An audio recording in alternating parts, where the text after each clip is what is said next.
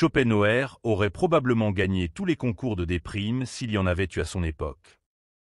Il a fait une introspection tellement profonde qu'il a failli se noyer, et en a ressorti une grande vérité sur la condition humaine. Premièrement, il a remarqué que nous, les humains, ne sommes pas seulement des cerveaux ambulants cherchant à comprendre le monde, mais aussi des créatures assoiffées de désir. On dirait un mauvais rêve dans lequel on se bat sans fin pour des choses qu'on ne pourra jamais vraiment avoir. Schopenhauer dit que derrière chaque bataille se cache un vide intérieur. Et même quand on obtient ce qu'on veut, c'est comme avoir une glace qui fond en 5 secondes. Pas de satisfaction durable. À peine un désir est-il satisfait que d'autres prennent sa place, comme des invités indésirables à une fête qui ne finit jamais. Même quand on a ce qu'on veut, comme une stabilité financière ou une vie familiale harmonieuse, on trouve toujours des moyens de s'embêter avec de nouveaux désirs inutiles. On n'atteint jamais une satisfaction finale, c'est comme essayer de remplir un seau sans fond. Schopenhauer dit que la vie est une expérience insatisfaisante, et que notre monde est aussi sympathique qu'un lundi matin pluvieux. Pour lui, la vie n'est pas digne d'être vécue, ce qui est une façon polie de dire qu'il n'a pas envie de faire la fête tous les jours. Il écrit qu'un homme n'est jamais heureux, il passe sa vie à courir après un objectif qui pourrait le rendre heureux, mais souvent il se prend les pieds dans le tapis, et quand il arrive enfin à quelque chose, il est déçu. Si le but de la vie n'est pas de souffrir, alors notre existence est vraiment mal fichue. Pour lui, le bonheur n'est pas une plénitude, mais juste une absence de douleur. Ce qu'on appelle bonheur, c'est juste une petite pause entre deux crises d'angoisse. Prenons l'exemple de la recherche d'emploi. Schopenhauer dirait que ce n'est pas la joie de travailler qui nous pousse à trouver un boulot, mais juste un soulagement temporaire de ne pas finir à manger des pâtes à l'eau tous les jours. Et hop, dès que vous avez un job, de nouvelles angoisses débarquent, comme des collègues insupportables ou la peur de se faire virer. Schopenhauer voit la vie comme un océan de souffrance avec quelques petites îles de bonheur, vite submergées par les vagues des soucis. La douleur et la souffrance nous sautent dessus, même pour des petits problèmes. Le bonheur, lui, est plus subtil, et même quand toutes les conditions sont réunies, il nous glisse souvent entre les doigts. Il dit aussi que notre expérience du bonheur est souvent liée au souvenir des souffrances passées.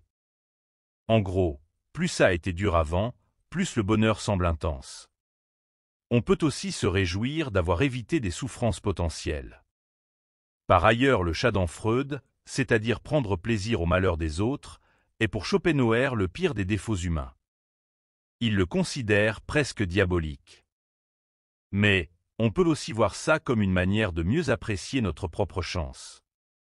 Schopenhauer a un petit crush sur le stoïcisme, trouvant des leçons dans leur approche du bonheur. Les stoïciens disent qu'une vie heureuse est une vie sans douleur. Pour eux, la raison est essentielle pour trouver la voie vers le bonheur, soit en planifiant pour éviter la douleur, soit en changeant notre perception des obstacles. Le stoïcisme nous apprend aussi que désirer quelque chose, c'est souffrir de ne pas l'avoir. Donc, moins de désirs, moins de problèmes. En gros, viser des objectifs réalistes, c'est la clé pour ne pas se retrouver à pleurer sous la douche. Placer trop d'espoir dans le futur est une recette pour la déception. Le stoïcisme vise l'ataraxie, un calme intérieur malgré les difficultés.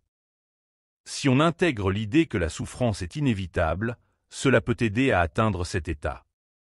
La douleur est plus intense quand on la croit évitable. Pourtant, même si certaines souffrances peuvent être évitées, la souffrance en général est universelle.